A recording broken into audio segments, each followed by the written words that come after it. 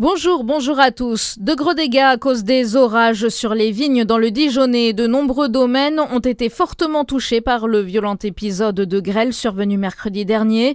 Les vignerons se tournent désormais vers leurs assurances pour prendre en charge les préjudices importants.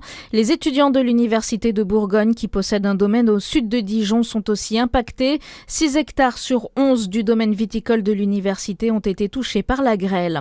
En Saône-et-Loire, plusieurs cours d'eau sont à sec. 37 points de cours d'eau ont été visités en Saône-et-Loire et seuls 3 d'entre eux avaient un écoulement visible acceptable.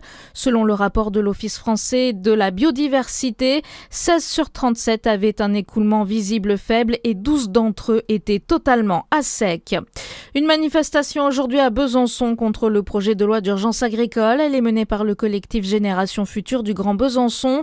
Selon les détracteurs, ce projet de loi porte en lui les germes d'une future guerre de l'eau et piétine certains intérêts environnementaux. Le projet de loi est soumis au vote à l'Assemblée nationale demain soir. À Besançon, rendez-vous est donné à la gare d'eau à 10h.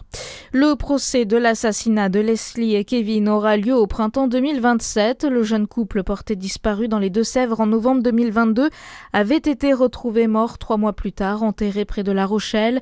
5 personnes seront jugées du 15 mars au 2 avril à Niort devant la cour d'assises. L'étape du Tour de France entre Dole et Belfort remportée hier par Mauro Schmidt. L'association donnant des ailes au vélo s'élance, elle, aujourd'hui depuis Champagnole pour réaliser l'étape que parcourront les hommes demain. Elles sont 7 cyclistes à s'être lancées dans l'aventure pour promouvoir le cyclisme féminin. Une étape entre Champagnole et le plateau de Solaison en Haute-Savoie. Et puis un mot de rugby. Le 15 de France affronte ce matin le Japon pour la 3e journée du championnat des nations. Coup d'envoi à 10h40. Les Bleuets affrontent aussi l'Afrique du Sud en finale de la Coupe du Monde U20. Bonne journée sur Fréquence Plus.